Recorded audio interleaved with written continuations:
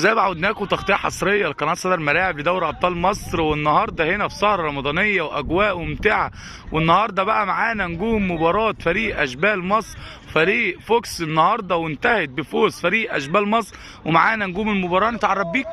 مصطفى محسن، فريق اشبال مصر. نتعرف بيك؟ مواليد كام؟ نتعرف بيك؟ محمد علي مساك. النهارده نهنئ الشعب المصري كله، نقول له ايه؟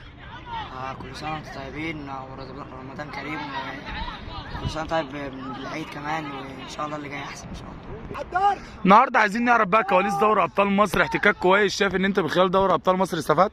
اكيد بطوله قويه ومحترمه، ونحتاج اساس محترمه جدا، والتحكيم كويس. النهارده عايزين نعرف بقى كواليس دوري ابطال مصر. يمكن انتوا النهارده ما شاء الله الفوز الخامس على التوالي، صعدتوا للمباراه اللي قبل النهائيه. احساسك ايه وانت كلاعب في فريق اشبال مصر وصعودكم النهارده المباراه اللي قبل النهائي؟ الحمد لله طبعا الفوز مهم، والصعود الحمد لله يعني فرق قوية جدا.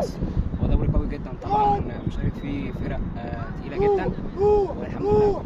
شايف ان انت استفدت من خلال دوري ابطال مصر احتكاك كويس؟ اكيد طبعا. انت بتقول ان احنا كسبنا 5 ماتشات الحمد لله بفضل ربنا، عشان بفضل كابتن طارق شغال معانا الصراحه. يعتبر احنا شغالين في ملعب خماسي، لكن بيعمل لنا تكتيكات ان احنا بنقدر نعملها على ملعب زي ده.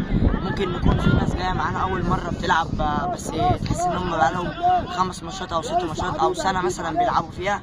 فالحمد لله كابتن طارق معودنا على كده، واحنا الحمد لله بننزل ما بنبقاش خايفين على طول. الفرق الثانيه بتبقى خايفه مننا، عشان كده كابتن طارق بيدينا الثقه.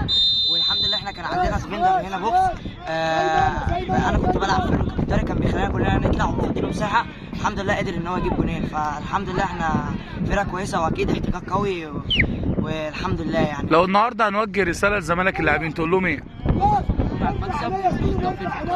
لو النهارده نوجه رساله شكر بقى للجهاز الفني كله بالكامل، للاعبين، لاولياء الامور اللي بيجوا يساندوكوا خلال كل مباراه، تقول لهم ايه؟ طبعا مبروك ليهم، وان شاء الله نحقق حاجه ان شاء الله. سعيد بلقائي معاكم حصري لقناه صدى الملاعب لدوري ابطال مصر.